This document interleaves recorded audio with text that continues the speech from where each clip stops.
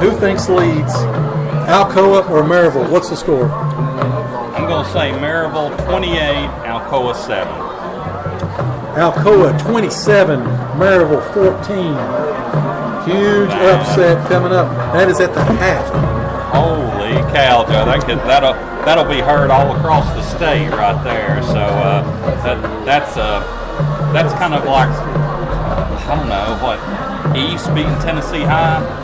ETSU beating Tennessee High. ETSU. I would love for ETSU and UT to play each other. Oh wait a minute, that is tomorrow. So. Talking about ETSU and UT, that's going to be an exciting game tomorrow. I think it's going to be fun. It's going to be more like just everybody getting together watching the football game with 107,000 of your closest friends. So I'd say it'll be hot down at Neyland Stadium tomorrow. Oh, yeah. And for all you fans that are traveling, you all be careful. Again, do want to, thank Campus Drive-In. But we want to thank all of our sponsors. Again, M&P Repair, La Coretta, Weber City, Delegate Terry Kilgore, Weber City Drug, Sweet Frogs here in Kingsport, State Line Collision, Premier Pharmacy, Broadwater Trading Company, Ken Russell's Barbershop, and Farm Bureau Insurance. Again, some of our great supporters. Certainly do appreciate everything that you do for us to make this possible. Yeah, and again, anyone that would like to help sponsor the broadcasts and basketball season will be here before we know it. Just give us a call. Check our Facebook page, Gate City Sports Radio. It's very easy to sponsor, and we're having a great following on the radio. I know we've had 2 away games, but it's been exciting, the number of listeners we're had. Exactly. And talk about the scores coming in. This may be upset Friday night. Wow. Wyco 14, Hancock County 0 at the half. Again, Sullivan Central leads 13-0. He just missed a 40-yard field goal. That game an upset in the making. Happy Valley 13-7 over undefeated Unicoi County 13-7 at the half. Again, we just mentioned Alcoa 27-14 over Maryville right now. And again, so we've got some ball games, some upsets in the making. J.I. Burton, the 1A school over in Virginia, taking down Lehigh right now 16-7. That ball game is in at halftime. Pulaski all over Abington, 27-0. And John Battle, the upset continues, 21-7. That game now at the half. You knew Central would come through, and Central's been close on 1 or 2 of their games already this year. But these seniors want to say that they came through with a victory. And I feel that, if it doesn't happen tonight, it is going to happen this year. And again, Sullivan Central leading, and also Rycove leading tonight. That's two teams excited that they're ahead right now. We just got to hold on to the lead. As we're listening right now to the Sullivan South Band playing, it's a wonderful night. It feels cool, but then again, Joe, as I said, you look at the thermometer here, and it's 80 degrees still at 8:30 at night. Local school, Davy Crockett. Again, Cade Larkins connects on an 80-yard touchdown. It's 21-all with Gibbs at home. Slight upset maybe in the brewing over in Jonesboro tonight. But nobody's going to upset Greenville tonight, are they? I just saw where Greenville scored again, making it 35-0 over Science Hill.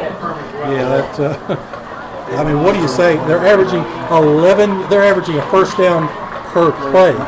And they took Dobbins Bennett, a 6A team, out. They've taken Science Hill tonight out. What do you say about them again?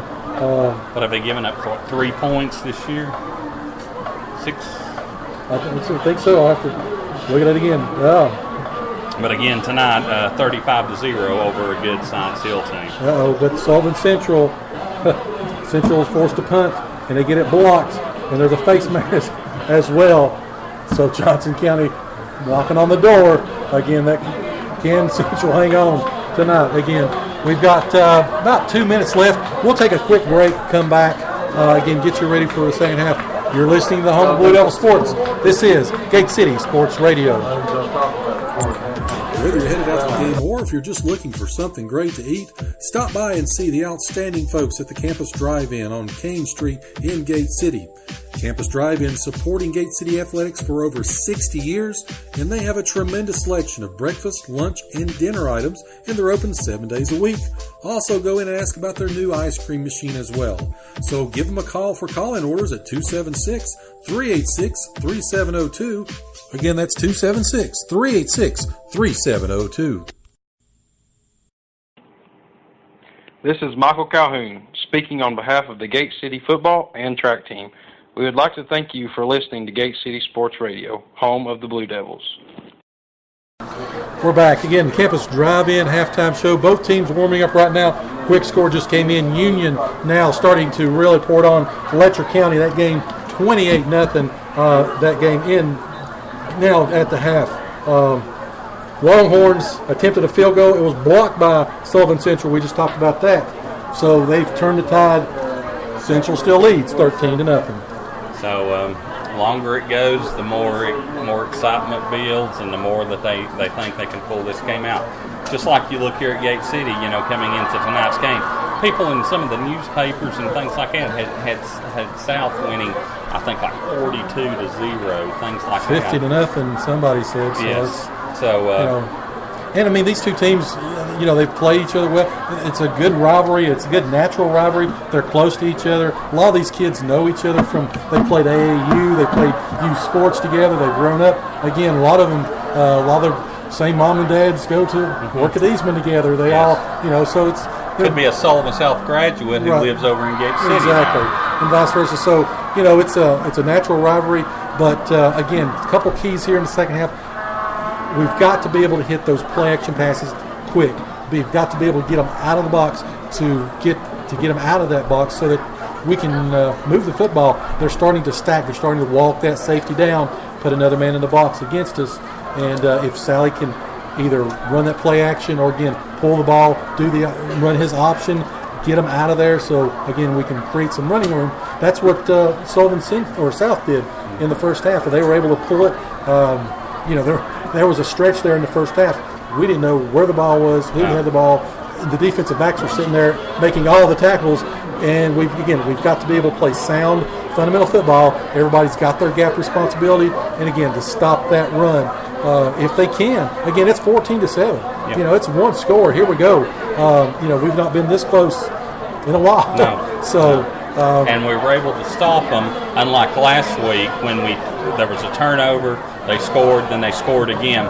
We were able to make the plays on defense here at the end of the first half, which pretty much held South, and South just said, "Okay, we're done. We're going to go into halftime." So, but again, we've got to stop Pollock on, like you said, on the run. We were worried so much about throwing the ball that they said, "Okay, we're going to let him run the ball," and running the ball he did. So as you hear the sound going on the middle bleachers, as they do here, it's about ready to kick the ball off again. South won the toss, but they deferred to the second half, so they will be receiving the second half kickoff. So. And what about that 61-yarder by Vermillion? So that's something that it really really kept South from scoring any more in that first half. Again, special teams, can we dominate here in the second half? Yeah. Levi Roden's going to kick off. As we kick off the second half, a squib kick right there. That's how we got the fumble. Again, this one's right here is going to be falling on. That squib kick right there is giving South trouble right there. It was falling on right there by number 28. That's Lance Pollock. I bet he's related. So I was a bbetting man, I'd say you're right. It's going to be 1st and 10 on the 31 right there, but again, another squib kick, not allowing him to return it, and Levi's given us a chance to get a bounce like we did and receive or recover a fumble right there because South's having trouble.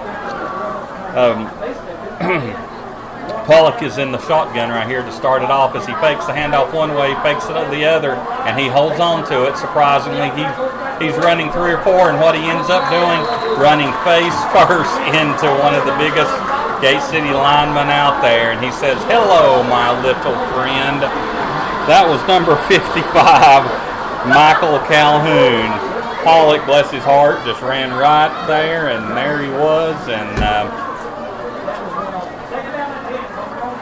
kind of like a group hug, but well, they're going to have to stick him. I mean, play physical football with him and get the ball out of his hand. He hands it off this time, and as he turns the ball back, the running back does. It gets to the 40. He breaks the tackle. He's got running room. He's at midfield. He's at the 45-40, and he's tackled from behind inside the 40-yard line. Carrying the ball right there was number 22, Julian Reed, as he stopped from behind by number 10, Luke Reed. A couple of broke tackles right there. Gets the ball down inside the 35, down to the almost 30. It'll be 1st and 10, just like that, at the Gate City 31. Huge defensive stand right here again. South has the ball on the 31-yard line. Can Gate City muster a stop here? The last several times they've had it. Of course, they ran out of time with the first half, but they scored the last 2 times prior to that, and here they come again. Pollock under center this time. Hands the ball off again. Being held right there as he gets the ball, and oh my goodness, there was 3 or 4 Gate City players trying to grab a hold right there. First on trying to grab him was Brady Edwards, and he slipped through. Then he broke the tackle over to the midfield, and then 2 other Gate City players got him. So that was definitely a team effort right there. I think about 5 Gate City defenders tried to take him down right there, but they ended up for a gain of about 5 yards as we hand the ball off to the fullback. Carrying the ball straight ahead right there is going to be number 34. That's going to be Tristan Griffith. It's almost going to have to get back to the old, like we would do in the 90s, almost jump into something like a 6-1, where we almost a goal line defense to stop the run, because they're gashing us right now 5 yards here, 10 yards there, 6 yards. Gap protection. They've got to be able to, and they keep those Sullivan South linemen off of our linebackers, which is creating some running holes again for Pollock as they come up to the line again. Yeah, they're getting on to the outside, but the way they're getting to the outside is breaking it up the middle and then breaking it over to the outside. Pollock takes the ball right now and tries to get the first down, and I believe he's going to have it as he takes the ball inside the 20, and they're going to mark it at the 18-yard line, Joe, where it'll be 1st and 10. Sullivan South at the Gate City 18-yard line. They've converted 6 of 9 third down conversions. That's the way you keep the sticks flowing. Again, they scored the previous 2 possessions, then they ran out of time in the second quarter, and here they come again. We've got to have an answer right here to keep this game going. Pollock in the shotgun again. He's got 2 running backs to the left side. They're going to be used for blockers, it looks like, as Pollock takes the ball right there, breaks down the inside, and he is run out of bounds right there by Gate City's number 20. That's going to be Logan Tomlinson in on the stop. Also in on the stop, number 75, Isaac Stapleton. That was a weird formation. You had 2 running backs over here to the left side, and he ran behind him and pretty much used his running backs as blockers. These guys on the outside have got to keep their outside shoulder free and be able to turn things in. That they're allowing themselves to get hooked, and that's giving them running lanes outside. And again, Pollock's had a field day outside so far. They're definitely they look like they're out of position, as you said, but not this time. Joe, he running up the middle right there. We look so tough every once in a while, and then all of a sudden he just slashes that through a hole right there. We're just not unable to contain him every time, but that time we did for no gain. And it's going to be 3rd down and 6. Yeah, about 3rd down and 4 or 5. Yeah, their linemen are getting on our linebackers, creating those cutbacks like you're talking about. Again, big play right here, big 3rd down. Pollock's going to keep it right here as he tries to break inside, and he did not make it, ladies and gentlemen. Great open field tackle right there. That's going to be first on the play. It's going to be Luke Reed. Dalton Kaiser did a great job at defensive end. He went upfield again, did exactly what I said, kept his outside shoulder free. He turned it back in. He had defensive help.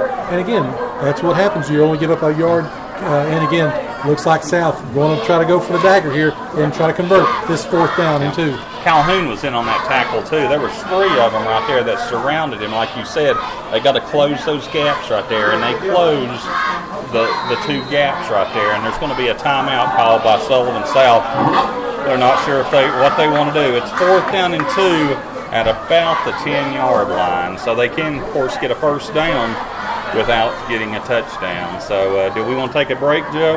Yeah, let's take about 30 seconds. We'll be right back. Again, you're listening to the home of Blue Devil Sports. This is Gate City Sports Radio. Tremendous customer service, affordable prices, and outstanding work. That's what you're going to find at State Line Collision. They take care of all your collision repair, body work, paint, and automotive needs